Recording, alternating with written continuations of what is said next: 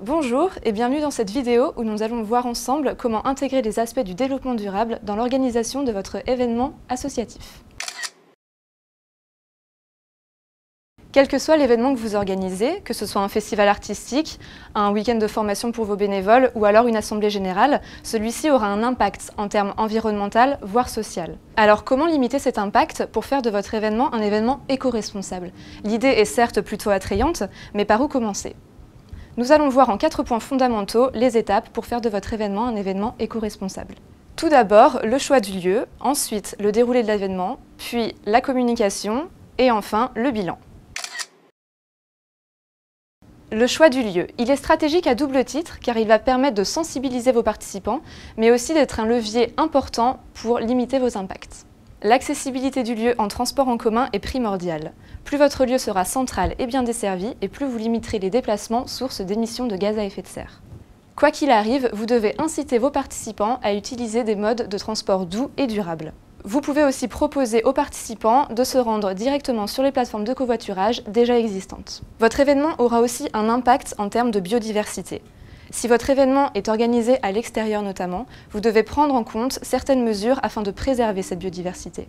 Pour cela, n'hésitez pas à distribuer à vos participants des cendriers de poche ou alors des ustensiles biodégradables ou compostables. Pour finir, n'oubliez pas d'inscrire votre manifestation dans le paysage local en y intégrant directement le voisinage dès la préparation de l'événement. Pensez aussi à bien vérifier si le lieu est accessible aux personnes à mobilité réduite. C'est le jour J. Pour réussir votre événement éco-responsable, soyez attentifs à ces 4 points essentiels. Tout d'abord, entourez-vous d'une équipe engagée. L'organisation d'un événement éco-responsable nécessite éthique, transparence et exemplarité. Pour demander à vos participants et à vos partenaires de faire des efforts, votre équipe doit elle-même se montrer irréprochable. C'est un principe de cohérence. Ensuite, pensez à bien nourrir vos participants avec un bon buffet. Que vous alliez faire les courses ou que vous fassiez appel à un traiteur, pensez d'abord à utiliser des produits locaux, de saison et le plus possible bio. Pensez aussi à proposer une alternative végétarienne pour limiter votre empreinte carbone. Enfin, adapter les quantités, redistribuer les restes aux participants ou mettre en place un compost permettra de remplir les estomacs plutôt que la poubelle. D'autre part, les déchets sont nos amis, ne les oublions pas. La démarche Zero Waste, c'est-à-dire zéro déchet, permet de limiter la production des déchets à la source, c'est-à-dire en préférant utiliser de la vaisselle réutilisable et lavable sur place à de la vaisselle jetable. Vous pouvez aussi mettre en place un système de consigne sur vos gobelets. Pour les déchets que vous n'aurez pas pu éviter, pensez à équiper le lieu de votre événement de poubelles de tri, mises en place dans des endroits stratégiques de votre événement. Sinon, ça risque vite de devenir la kermesse. Votre événement touche à sa fin, mais ce n'est pas le moment de flancher. Un nettoyage impeccable s'impose. Pour cela, préférez l'utilisation de produits biologiques ou écologiques, tels que le savon noir, le savon d'Alep, le savon de Marseille, le vinaigre blanc ou encore le bicarbonate de soude. Les activités de communication constituent une part de plus en plus importante de l'empreinte écologique d'un événement. Pour cela, voici quelques conseils d'Amélie pour adopter une communication éco-responsable. Il faut savoir qu'elle se décline en 5 piliers. La jouer écolo, ne pas mentir sur les messages qu'on véhicule, penser positif, ne blesser personne et surtout être inclusif. Alors première chose, la jouer écolo. Lorsque vous organisez quelque chose, si vous avez besoin d'imprimer des affiches, des flyers ou des sacs, optez pour des solutions éco-responsables ou équitables. Pareil, au lieu de faire passer vos messages sur des verres en plastique, essayez de les faire passer sur des éco-cups.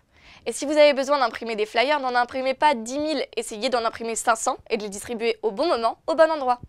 Deuxièmement, ne pas mentir sur les messages qu'on véhicule. Ça paraît évident, mais on a toujours tendance à en rajouter. Si vous attendez que 100 personnes pour votre événement, n'en annoncez pas 500. Pareil, si vous organisez un grand débat national, essayez de faire venir des experts, des gens de renommée, et ne faites pas seulement venir votre secrétaire ou le trésorier de votre association. Troisièmement, pensez positif. N'hésitez pas à mettre en avant toutes les idées, tous vos projets, qui sont autant de choses positives sur les réseaux sociaux par exemple. De la même manière, lorsque vous pointez des problèmes, pensez à évoquer les solutions pour y remédier. On écoute Camille à ce sujet. Un des aspects du tour, c'est en effet qu'on allait sensibiliser les jeunes sur un sujet qui est pas très, qui est un peu anxiogène, c'est les liens entre les pollutions environnementales et la santé. Et ce qu'on nous disait souvent avant de commencer le tour, c'est que le problème de ces sujets-là, c'est que si tu apportes pas de solution, les gens repartent qu'avec des choses négatives en tête. Donc on a tout de suite voulu embarquer avec nous des marques qui ont des produits solutions, des gourdes sans bisphénol A, des sextoys sans phtalates, des capotes sans parabènes. Et donc on est allé voir un certain nombre de petites startups qui ont déjà ces solutions et qui nous ont fait des dons de produits en nature pour qu'on puisse aller les montrer aux jeunes. Et ça, c'est clair que ça a eu un super impact parce qu'on n'avait pas que un discours alarmant, on avait aussi des solutions. Et en plus, on a mis en place un petit truc qui était un code de réduction. Donc on faisait des conférences d'1h30 sur les 7 commandements de l'éco-orgasme. Et à la fin, on leur disait, si vous voulez consommer mieux et vous faire attention à vous, pour acheter tel cosmétique ou tel pull ou telle gourde, vous pouvez aller sur tel site. Et vous, comme vous êtes étudiant, on a négocié pour vous un code de réduction. Quatrièmement, ne blessez personne. Évitez de tomber dans les clichés et les stéréotypes. Vous n'avez pas besoin d'une femme en tenue légère pour faire venir les étudiants à votre événement. Ensuite, lorsque vous concevez des affiches ou des messages, demandez-vous systématiquement si ce que vous avez écrit peut être mal pris. Dernier point, être inclusif. Essayez d'englober le plus de public possible. Par exemple, lors de la construction de votre site internet, pensez aux personnes malvoyantes. Elles vont aussi sur internet.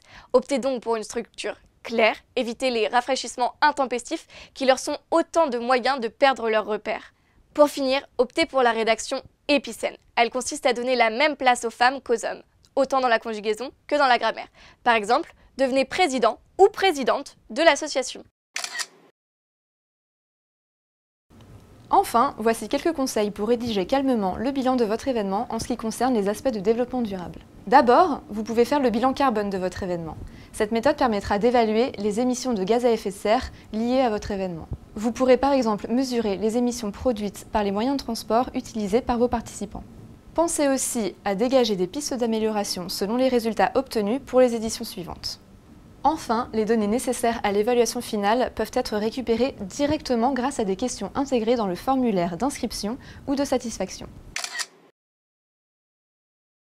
Et pour finir, si vous souhaitez devenir de vrais ambassadeurs du développement durable, voici quelques conseils pour vous aider à aller plus loin dans votre démarche.